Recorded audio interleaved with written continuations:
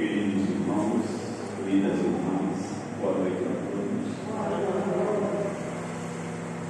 Faço votos sinceros de que todos encontrem a paz e que ela permaneça em nosso coração. Queridos irmãos, hoje vamos falar um pouco a respeito da reencarnação. Antes, porém, vamos tentar, pelo menos em pensamento, voltar aos idos do Cristo no momento em que ele registrava as suas pregações publicamente. Ele deixou as sinagogas para ir às ruas, às cidades, aos povoados, aos vilarejos, aquelas pequeninas comunidades, para reafirmar o seu Evangelho, para trazer a boa nova e ressuscitar naquela camada da sociedade judaica tão pobre, tão explorada, que era escravizada, vilipendiada, era aquela que pagava altos impostos e naturalmente estavam todos numa condição, muitas vezes, de miserabilidade, de não ter o que comer e o que vestir.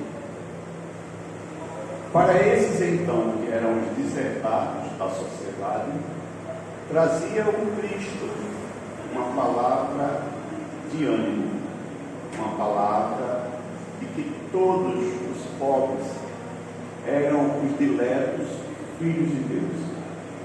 Daí, quando ele inicia o Sermão do Monte, ele vai dizer: bem-aventurados os aflitos, porque receberão consolação. Bem-aventurados os humildes, porque herdarão a terra. Bem-aventurados os sequiosos de justiça, pois eles adquirirão a justiça divina. E assim, ele descerrava para todos os pobres da terra a ideia de que o ser salvador que havia sido prometido ao povo judaico estava ali, na pessoa dele. Entretanto, nem todos aceitavam o Cristo como seu salvador. Aliás, achavam até que seria uma aberração, um ato atentatório à fé do povo, a ideia de que aquele filho do carpinteiro, que era menino entre os meninos da sua terra, que frequentou as sinagogas como os outros assim o tinham feito, pudesse de repente se intutelar como sendo o Salvador do mundo. É como se de repente, aqui no Cristina de Medeiros, aparecesse uma criatura que estivesse nascido no bairro, que você conhecesse todos os seus familiares, e de repente ele se dissesse enviado direto de Deus para os homens. Aquilo certamente causou um certo assombro. Entretanto, nas Escrituras há uma pista bastante interessante. Se formos ler os 5 primeiros livros da codificação do Antigo Testamento, haveremos de encontrar aí os 5 livros que compõem a Torá judaica. Dentre esses 5, há um livro chamado Deuteronômio. No seu capítulo 18, versículo 18, está exarado uma passagem bastante interessante que retrata a fala de Moisés com Deus.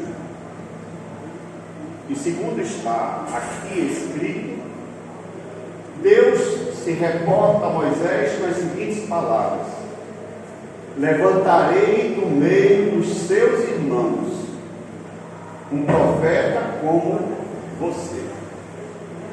Levantarei do meio dos seus irmãos um profeta como você. seria uma das traduções, mas a outra diz assim, com o mesmo teor, em outras palavras: do meio de seus irmãos lhe suscitarei um profeta semelhante a ti, e porei as minhas palavras na sua boca, e ele lhes falará tudo o que eu lhe ordenar. Observe que a conversa entre Deus e Moisés vai dizer a ele que sairá do povo, suscitará, viverá por criação divina, um ser irmão de Moisés, que lhe tinha a mesma capacidade profética e que certamente faria que ele falasse tudo o que Deus ordenasse. Moisés então pergunta: de que maneira haveremos de reconhecer esta criatura? E Deus diz: observai os sinais. Observai os sinais. Eu então faria menção a uma passagem bastante interessante, saindo de Moisés há 1400 anos antes de Cristo, para vir novamente ao século I da era cristã, quando um sacerdote e líder dos fariseus na sinagoga, um grande pesquisador das escrituras sagradas, um homem que era zeloso pelo cumprimento dos 613 artigos que compunha a Torá e que depois foram escritos e tornaram-se o Talmud judaico, ele vai, aproveitando-se da noite, fazer uma consulta ao Cristo. E observe bem as suas palavras para compreendermos que ligação tem essa passagem que está registrada no livro de São João, no capítulo 3, versículos de 1 a 12. Qual é a ligação desta passagem de João, o contemporâneo do Cristo, para de Deuteronômio 18:18? Ele diz assim: ora, havia um homem entre os fariseus chamado Nicodemos, senador dos judeus. Como todos sabem, no sinédrio judaico estava ali o poder legislativo, estava o poder executivo, estava o poder judiciário, estava o poder religioso. Estas quatro coisas eram exercidos por aqueles que frequentavam o sinédrio e a sinagoga. Era, naturalmente, o divulgador da cultura religiosa, mas não deixavam de ser também legisladores e julgadores do comportamento do povo em função do cumprimento do que estava escrito na Torá. Então Nicodemos, que era este homem importante na vida dos judeus, aproveita-se da noite, conforme aqui está escrito, que foi à noite encontrar Jesus e lhe disse: Mestre, sabemos que viestes da parte de Deus. Como é que ele identificou que o Cristo vinha da parte de Deus?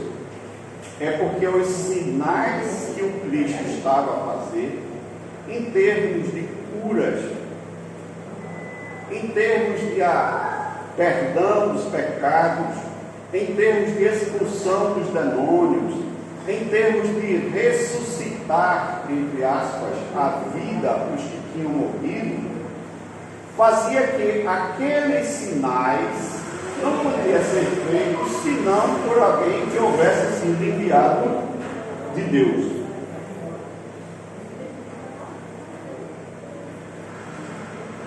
E então, naturalmente, ele assim se reporta: Mestre, sabemos que viestes da parte de Deus para nos instruir como um doutor, porque ninguém poderá fazer os milagres que fazeis se Deus não estivesse com ele.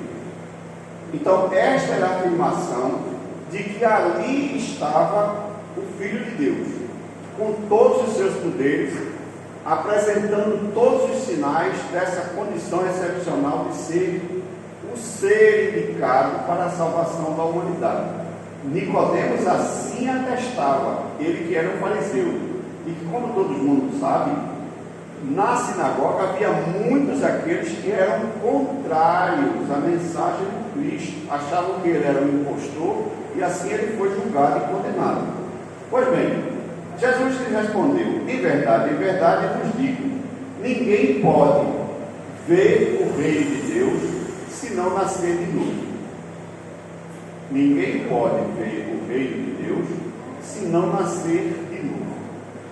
Essas palavras, ninguém pode ver o reino dos céus se não nascer de novo, elas são claras, elas são determinantes, bastante objetivas a respeito da necessidade de cada um de nós reencarnar, voltar outra vez ao ventre da mãe, para daí ser gerado um corpo que, unido ao Espírito, possa então este ser vir à terra a fim de se autoburilar, a fim de aumentar os seus conhecimentos, a sua fé e refinar os seus sentimentos. Quando nós estamos a ouvir o que nos dizem os Espíritos, na questão de número 171,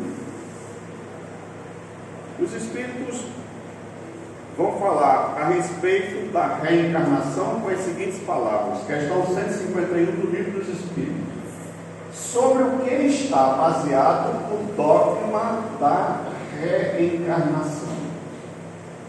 Eu queria lembrar aqui, antes de adentrássemos na resposta, que muitos espíritas pensam que o espiritismo não tem dogma. O que a palavra aqui vem destoar, discordar. Porque de fato o espiritismo tem dogma. Aliás, toda doutrina que é composta de conhecimentos de várias outras, reunidas em feixes, elas precisam ter princípios onde todos os outros aí são montados e articulados. Para o Espiritismo, a reencarnação está na base de construção de toda a doutrina espírita, pois que ela representa não só a bondade de Deus, mas a sua infinita justiça para com todos. E é sobre isso que nós vamos falar. Mas, na pergunta que Kardec fez aos Espíritos, sobre o que está baseado o dogma da reencarnação, os Espíritos assim responderam: sobre a justiça de Deus e a revelação. O que nós acabamos de ler, é uma revelação. Moisés recebeu a revelação de que viria um ser para salvar a humanidade. Nicodemos, estudioso da codificação judaica, vai atestar o Cristo, que o reconhece pelos seus sinais. Mas o Cristo, por sua vez, vai dizer a Nicodemos que só será possível conhecer o reino e adentrar no reino dos céus se voltarmos a nascer de novo. Aí está a justiça de Deus e a sua revelação. Agora podíamos perguntar, por que justiça? Onde estaria a justiça na reencarnação? Aí a gente precisa voltar um pouco ainda no livro dos Espíritos para ler o que tem escrito na questão de número 132. Aqui, Kardec pergunta: qual o objetivo da encarnação dos espíritos? Por que os espíritos reencarnam? Qual a necessidade da reencarnação? Por que a encarnação é útil para o espírito? E aí, a resposta dos espíritos foi: Deus lhes impõe a encarnação. Cuidado, que a questão aqui trata-se de uma imposição divina. Não é uma opção, é uma imposição. A gente pode até retardar a encarnação enquanto estamos no mundo espiritual, mas não podemos adiá-la para sempre. Cedo ou tarde, por imposição divina, nós somos obrigados a encarnar. Com que objetivo? O de fazer a todos nós alcançar a perfeição. O de fazer que todos nós alcancemos a perfeição. Aqui precisamos parar um pouquinho, antes de continuarmos, para pensar a respeito da perfeição. Vamos pensar um pouco. Se eu perguntasse aqui à Assembleia, alguém gostaria de ser infeliz para todo sempre? Seria desejo de alguém aqui sofrer para todo sempre? Seria interessante você chorar de dores, lamentar a vida toda e nunca ter uma perspectiva, uma esperança de melhor? Será que seria bom isso? Alguém aqui gostaria de viver na ignorância por todo sempre? Eu tenho absoluta certeza que, em bom senso, ninguém pediria tal coisa. Mas é preciso lembrar que a perfeição não nos chega gratuitamente. Porque se ela nos fosse dada gratuitamente, com a liberdade que nós temos, e sendo ainda pessoas ignorantes, nós não a valorizaríamos. A palavra é complicada, me ajuda. Valorizaríamos, né? Valorizaríamos. A gente não colocaria valor nessas coisas, porque tudo aquilo que vem de graça, o que é que nós costumamos fazer? Desprezamos o seu valor. Vocês já observaram quando os filhos herdam dos pais uma quantidade de dinheiro, uma fortuna muito grande, o que normalmente acontece com eles, diferente dos pais que suam, né, para juntar, eles cuidam em jogar fora, né? Eles cuidam em, eles não valorizam, na grande maioria dos casos, não é verdade?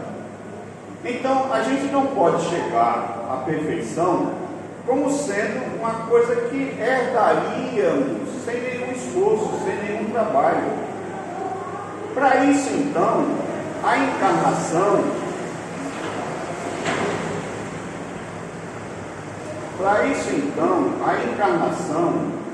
ela serve para que exerçamos, cada um de nós, a busca e a conquista do auto-melhoramento. Quem é que nos ensina? Bem, alguém podia dizer: se eu for à escola eu serei ensinado. Mas ninguém pode dizer que vivendo a vida deixa de aprender as coisas, porque todos nós, possivelmente, lembrando do tempo do nascimento até a nossa morte, haveremos de dizer que quanto mais os dias passam, mais informações eu recebo. Quanto de mais informações eu vou interiorizando dentro de mim, mais sábio a cada dia eu fico. Ah, eu sei, tem gente que diz assim: Mas tem gente que não aprendeu nada, é verdade. Assim como tem gente que foi à escola e não estudou bem, não aproveitou. Tem gente que vem para a vida e não aproveita os seus recursos de aprendizado. E aí a gente pode dizer assim, já que a gente está falando de perfeição e de felicidade, será que nós gostaríamos de permanecer ignorantes durante todas as existências do ser? Evidente e claro que não. Mas aí podemos pensar assim, e eu só posso aprender se passar pelo crivo do sofrimento? Não. Sem dúvida nenhuma que não. De que outra maneira eu posso aprender? Eu posso observar o outro. Eu posso entender se o outro é feliz ou não. Eu posso concluir que se o outro está padecendo, eu posso fazer por onde eu não padeço. Basta que eu não siga o mesmo caminho. Basta que eu constitua para mim uma outra direção para os passos que dou na vida. É lógico e evidente que se eu vejo alguém adoecer por algum vício, eu vou adquirir o mesmo vício, sabendo que vou cair na mesma doença, vou padecer do mesmo mal? Claro que não. Então a vida ensina a cada um de nós a busca pela perfeição. Mais ainda, podíamos dizer, para alguns, a encarnação é uma expiação. Gente, aqui tem algo interessante. Na justiça divina, todo caminho, toda ação, todo pensamento que não leva ao bem, merece ser condenado. O Cristo até tinha palavras bastante assertivas para isso. Ele diz assim: toda árvore que meu Pai não plantou será arrancada e lançada no fogo do inferno. Ela está nos contando, já teve lá, não foi isso? Não, não teve lá, está certo. Obrigado, viu? É só para acordar um pouco, porque tem gente que quer ir para o inferno, né? Quer fazer as coisas erradas o tempo todo, só vai dar nisso. Se sentir num fogo que está ali queimado. Se eu quero ter a consciência tranquila, eu devo fazer as coisas que são certas. Eu devo buscar as coisas que me levam à felicidade. Então, na lei de justiça, a imposição da encarnação muitas vezes se dá de maneira adversa às minhas escolhas, o meu desejo e a minha vontade. Quando é que isso se passa? É quando nós somos devedores à lei e resistimos na automudança. Vamos ver um pouco. Se eu aprendo algo, esse algo só vai me ser útil se eu mudar o meu comportamento. Se eu não mudar o meu comportamento, é como se eu não tivesse aprendido nada. Eu preciso trabalhar com o meu melhoramento. E o meu melhoramento vai levar a uma condição de que eu não seja devedor à justiça divina. Porque eu tomo como meta de vida a ideia de seguir os ensinamentos que está na lei de consciência.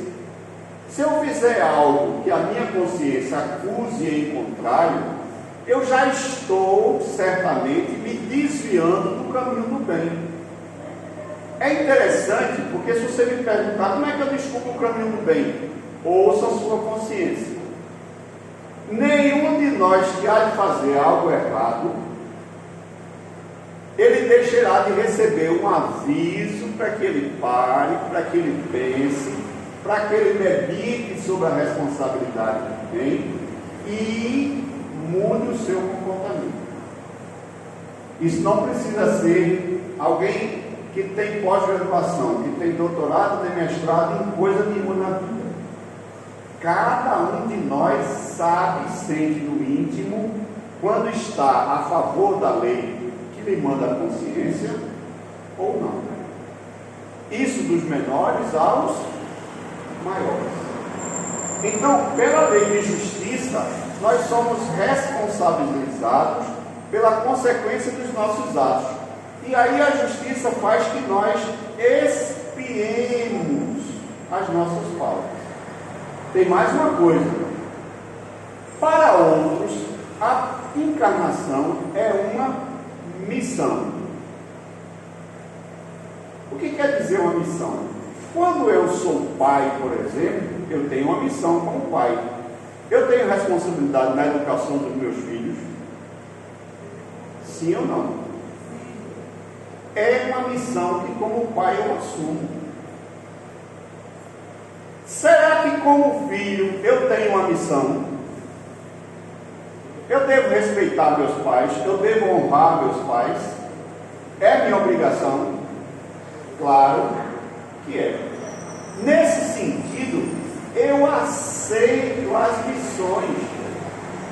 Tem gente que pensa que missão é aquela missão para a humanidade toda, né?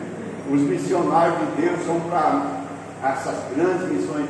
Gente, desde o pequeno, menor das criaturas, ao maior, se possa pensar, o ser humano, todos nós temos uma missão em vida.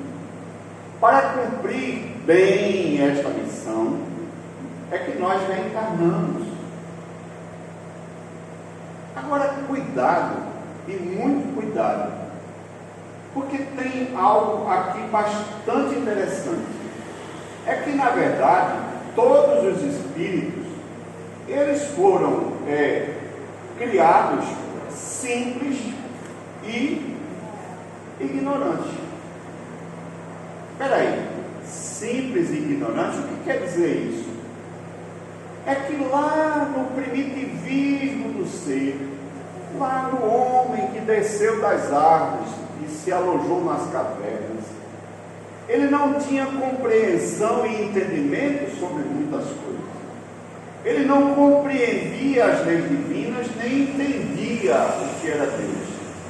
Porque ele estava saindo, segundo os espíritos, está certo? Da sua condição de um ser animal para adentrar no reino dos homínios, no reino dos homens. Como homem, evidentemente, ele ganha liberdade plena para pensar. E é evidente que esse exercício do pensar aumenta a sua inteligência. Vocês já pensaram que salto não tem representado os últimos anos da humanidade terrena para a conquista de conhecimentos e de produções tecnológicas que vêm nos causar bem-estar e modernidade na vida de todos? Aqui eu posso citar alguns milhares que estão nos últimos 100 anos. As cadeirinhas que todo mundo estão sentadas é de plástico. O plástico não tem 100 anos de descoberta. Aqui tem os ventiladores para refrescar. Esses ventiladores não têm 40 anos, 60 anos de fabricado. Aqui tem a energia elétrica. Aqui tem o piso que nós estamos pisando. Embora a cerâmica já fosse conhecida há muitos milênios atrás, mas nesta perfeição que está aqui, não. O homem foi à Lua em 20 de julho de 1969. O homem passeou no espaço pela primeira vez em 1959. O homem lançou o primeiro satélite de comunicação, o Sputnik russo, em 1957. Certamente, para todos nós, quem acompanha os noticiários científicos, sabe o que representa o telescópio James Webb, que está sendo colocado, já foi colocado em órbita a 1.500.000 quilômetros da Terra. E de lá ele é capaz de observar os instantes iniciais da formação do universo. Deste universo que conhecemos, né, presumivelmente. A ciência põe a todo instante novas diretrizes para descobrir a energia atômica. para fazer a fusão e a fissão nuclear como sendo fonte geradora de energia, a fazer que o homem possa construir no espaço um laboratório espacial que está lá a 400 quilômetros da Terra e está sobrevoando a Terra, dando pelo menos 46 voltas na Terra a cada dia. São 46 pôres do Sol, 46 alvoradas que eles veem todos os dias na estação onde eles estão. Tudo isso, naturalmente, não aconteceu do dia para a noite. Mas cada um de nós está inserido nesse processo progressivo de auto-melhoramento. Cada um de nós deve à sua existência a ideia de que hoje somos um pouco mais sábios do que éramos ontem. E estamos a vivenciar uma época áurea, mas é preciso dizer, e aí estacionou, e aí parou? Não. O homem precisa continuar a sua jornada, porque certamente estamos saindo do isolamento da terra para cada vez mais nos apresentar aos nossos vizinhos. Eu sei que, com certeza, muita gente já ouviu falar de extraterrestres, né? Muita gente já pensou assim, mas será que existe? Será que não existe? Ora, todos os dias o homem descobre que o universo está em expansão. O que significa dizer isso? É que novos galáxias, novos sóis, novas estrelas, novos planetas estão sendo criados. Novos espaços estão se ampliando. Para ocupar esses espaços, novos espíritos. Para educar esses novos espíritos, novos Cristos.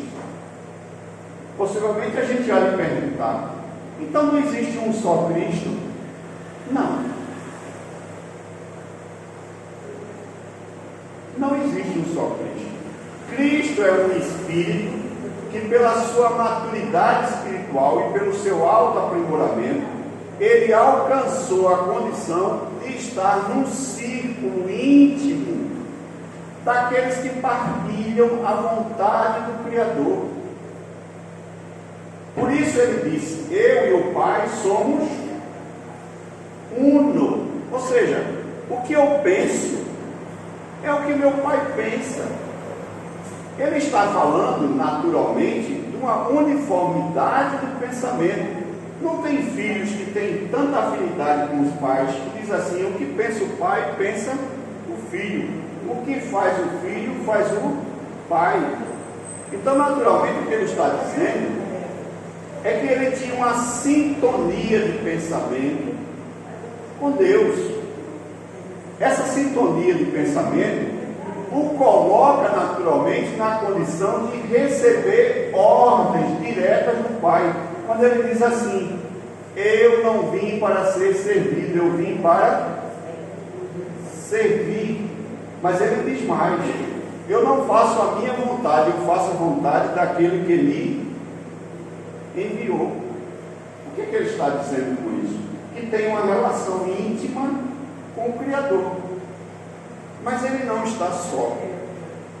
No processo de criação da terra, uma leva incontável, incomensurável de espíritos, já na condição de espíritos perfeitos, já na condição de bons espíritos, trabalharam na construção de várias e pequeninas coisas da terra, sendo que essas pequeninas encerram a grande inteligência com que elas foram produzidas. Vamos pensar um pouquinho. Vocês já olharam direito as folhas de uma mangueira? Eu pergunto a vocês, se eu olhar de perto as milhares de folhas de uma mangueira, eu pergunto, elas são iguais? São todas iguais? Ou tem diferenças? Sim ou não? Tem diferença, né? Veja bem, se um homem se dedicasse a estudar uma folha de uma árvore durante a sua vida toda, O tempo de uma vida seria insuficiente para que ele conhecesse todos os meandros que há em uma única folha.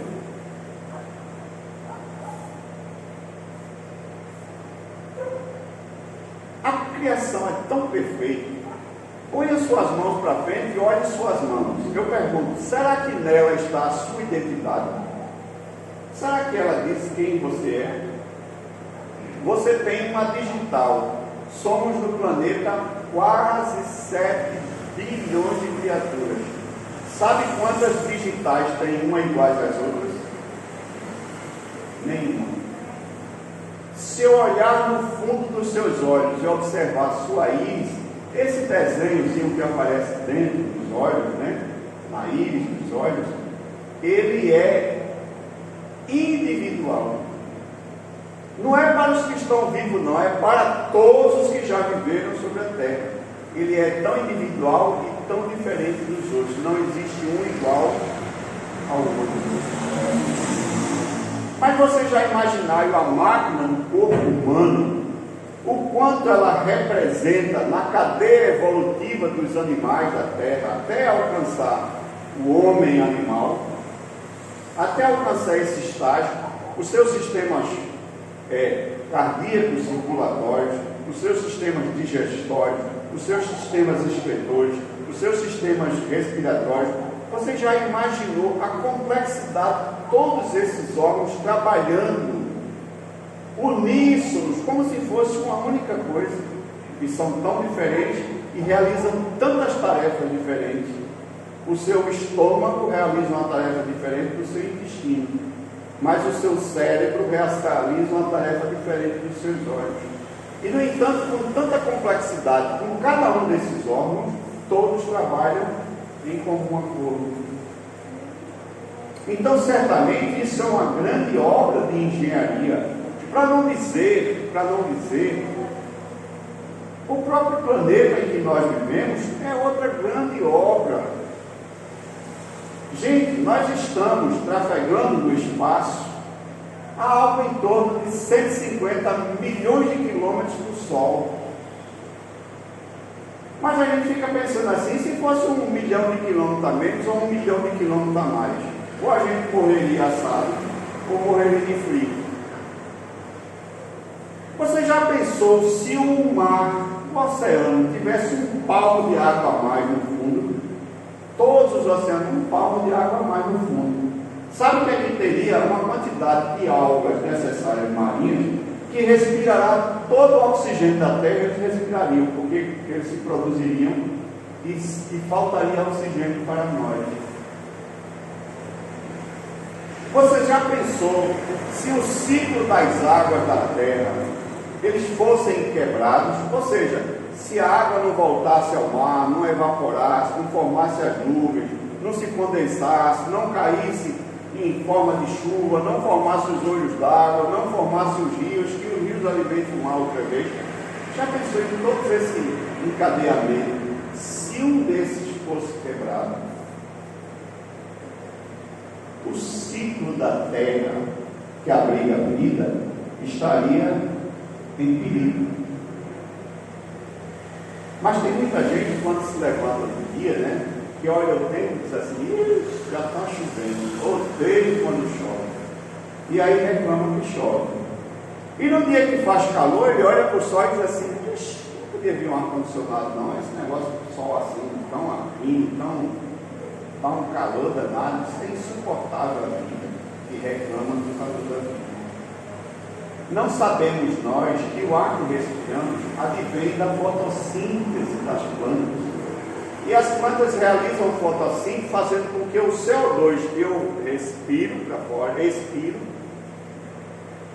externamente expiro o CO2, a planta toma esse CO2, vai incorporar o carbono que o CO2 representa, transformar na sua lenha, que depois pode ser transformada em carvão. Mas o oxigênio que é liberado dessa condução, ele volta para a atmosfera, renovado e puro. E sabe o que nós fazemos? Respiramos. sem os 8% de oxigênio que existe na atmosfera, também não teríamos vida sobre a Terra. Então, cada um de nós, certamente, há que lembrar que precisamos, como diz Paulo, agradecer a Deus por todas as coisas, mas acima de tudo, admirar-se e render graças e louvores por tanta perfeição que há em toda a criação. E como é que a gente vai descobrindo essas coisas? Você só descobre porque você, um ser reencarnante, a cada encarnação sua, vai aprendendo um pouco mais, vai se auto-aperfeiçoando, de modo a poder ler nas entrelinhas das coisas da natureza essa fonte de inteligência, beleza e harmonia que há em toda a criação. Então, certamente, não é para morrer ignorante que nós renascemos. O renascimento está dentro da justiça divina. Mas aí você diz assim, mas tem tanta gente que sofre. Tem gente que nasce assim ou que nasce assado, manco da perna, com problemas de doenças hereditárias, cego dos olhos, uns sem afasia, né, sem a capacidade de falar, ou sem a capacidade de ouvir. E a gente se lamenta porque ele vem mutilado para a vida. Aí o Cristo, certa vez, nos disse: melhor que tu perdas teu olho do que vir para a vida e perdê-la. O que ele quis dizer com isso é que os nossos olhos foram os motivos das nossas quedas. E por uma lei de justiça e por uma aquiescência do próprio Espírito. Porque quando todos nós reencarnamos, nós já sabíamos dos efeitos limitantes a que iríamos sofrer. E concordamos com isso, porque sabíamos que ele é para o nosso próprio reajustamento. Tem criaturas que nascem débeis da capacidade de pensar. E a gente diz assim, mas por que Deus permite tal coisa? Por que fazer que uma criatura nasça débil e vai sofrer tanto? É que nas existências anteriores é bem possível que a sua inteligência estivesse sido usada não para o bem, mas para o mal. E aí, certamente, ele sofrendo com as coisas que ele fez, ou seja, ele adquirindo de volta o seu plantio nas suas ações, nas suas realizações em encarnações passadas, vamos vir então para esta reencarnação com a condição de sermos alijados de algumas coisas do sentido, que nos impõem dificuldade de relação. Eu tive a oportunidade de ter um amigo, um casal, que tinha um filho que sofria da síndrome de Down. No caso dele em particular, ele havia sido alertado pelos médicos que ele não duraria muito. E de fato, a criança aos 11 anos de idade, ele veio a óbito. Anos depois do seu desencarne, ele que era espírito, teve a oportunidade de receber o espírito daquele ser que tinha um síndrome de Down. E na condição de espírito, na espiritualidade, ele vem falar corretamente, e vem mais ainda, agradecer o fato de que ele, aquela família, pai e mãe, haviam concordado já na espiritualidade em recebê-lo na condição de filhos. Mas ele estava ali pleno da ideia de estar se reconciliando com a justiça. Pois que todos nós, tendo a consciência pesarosa, vamos encontrar na reencarnação oportunidades de reajustamento. Assim, não há erros pela família que nos recebeu. Ah, mas eu tenho um pai chato. Ah, eu tenho uma mãe assim, assado. Queridos, pai, mãe, amigos, são familiares de outras existências. Todos são nossos conhecidos, tenhamos afinidade com eles ou não. Mas o princípio é sempre assim.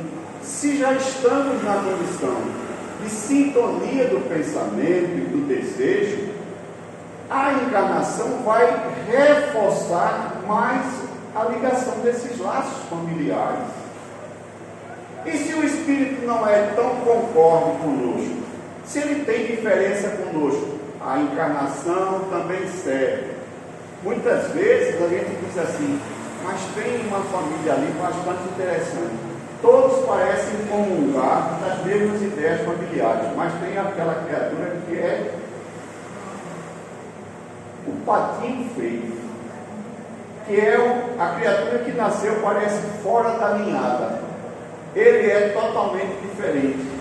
Por que Deus concede que essas criaturas venham para essas famílias? Naturalmente, é pela possibilidade de que ele possa copiar aos outros seus irmãos, fazendo que ele se eleve.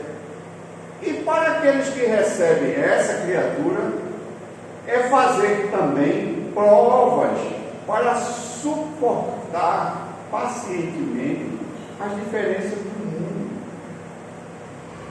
Porque para nós, certamente, que estamos candidatos a ser cidadãos não só da Terra, mas de todo o universo, devemos ter a amplitude de aceitação daqueles que são diferentes de nós. Olhe os dedos da sua mão, tem algum igual uns aos outros? Não. Mas se eu cortar um dos seus dedos, vai fazer falta? Vai.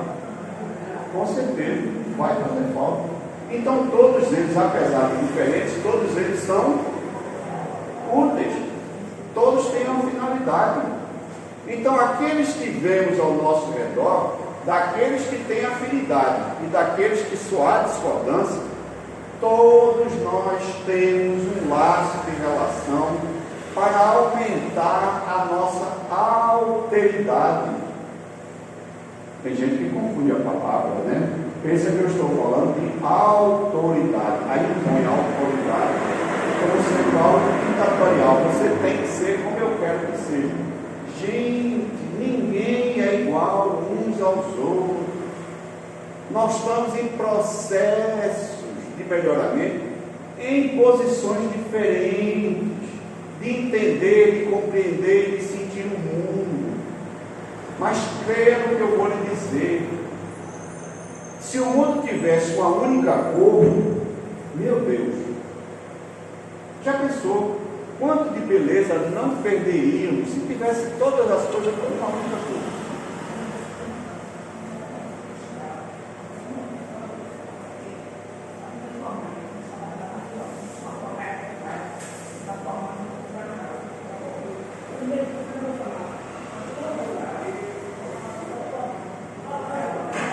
Certamente que o colorido do mundo nos traz grande beleza.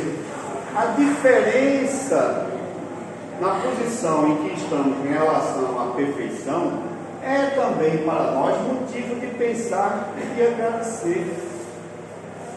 Porque todas as coisas estão relacionadas, encaixadas umas com as outras. Nada é feito ao sabor do desespero, nem ao sabor da desunião. Muito pelo contrário, a vida é obra do encontro, é obra de você somar-se um ao outro. Essa é a grande milagre da vida, é saber que os diferentes possam se atrair, se amar, se suportar, e cada vez mais, cada um aprender uns com os outros. Que a paz de Cristo esteja com todos.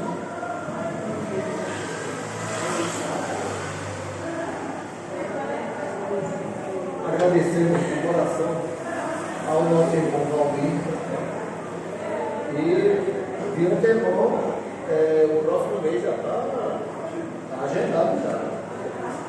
Pessoas assim a gente não pode deixar escapar de forma alguma, né? A gente tem que fazer marcação cerrada e ser aquele bom obsessor, né? Essas obsessões vale a pena. Queremos lembrar que domingo nós estaremos de parabéns, né, Valmir? Todos nós pais, e os pais, lá em casa já prepararam o carro, organizado, aí depois que eu voltar no centro, aí a gente comemora, mas primeiro eu vou fazer a minha tarefa, tá bom? Vamos elevar o nosso pensamento a Jesus, agradecendo pela oportunidade que foi nos concedido nesta noite. E vamos pedir a nossa irmã Lúcia para fazer a nossa prece.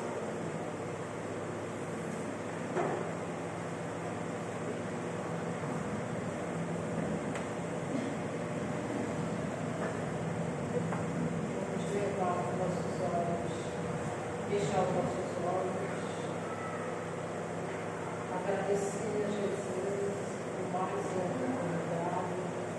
Nós estamos aqui aprendendo junto com esses irmãos.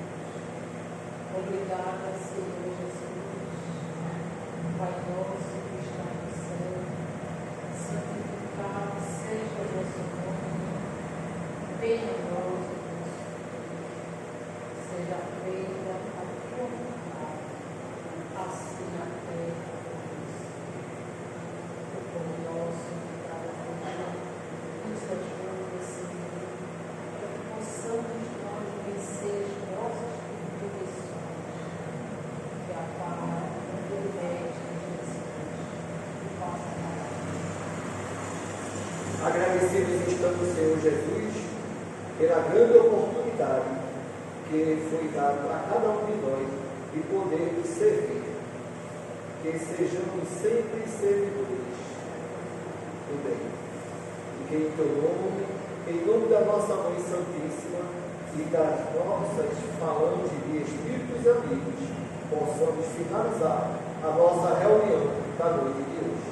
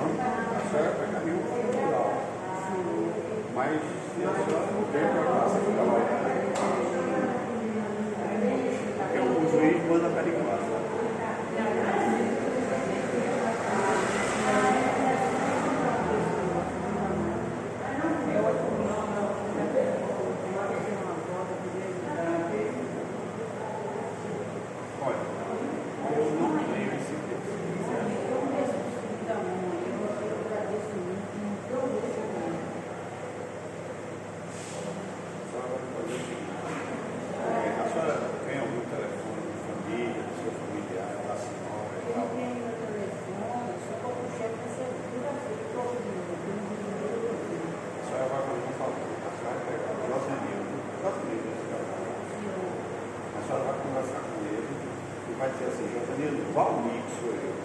Pediu para você dar o meu telefone de contato para ele, tá certo? Eu não estou lhe prometendo que vou conseguir, mas eu vou empreender as consultas para saber conseguir. Viu? Tá bom assim?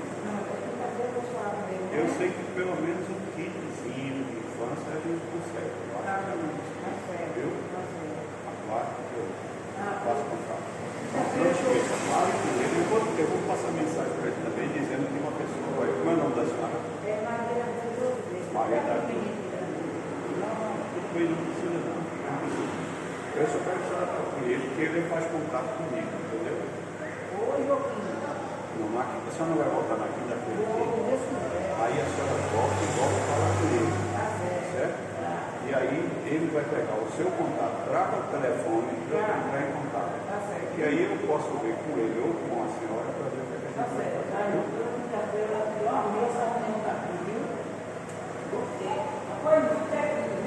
Técnico.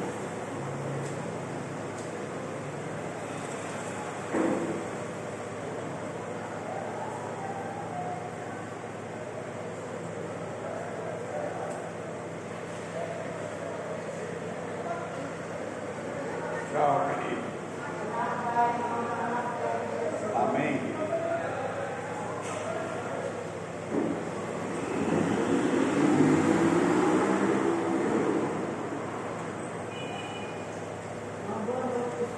Boa noite, querido. Um abraço.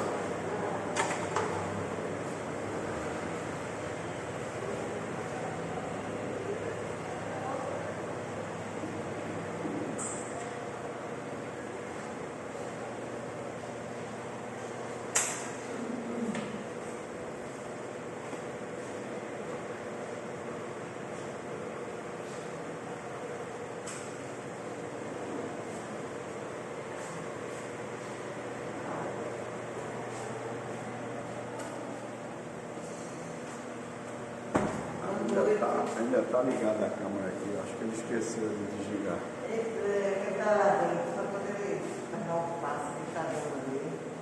Eu vou fazer o seguinte, eu vou deixar de gravar, senão vai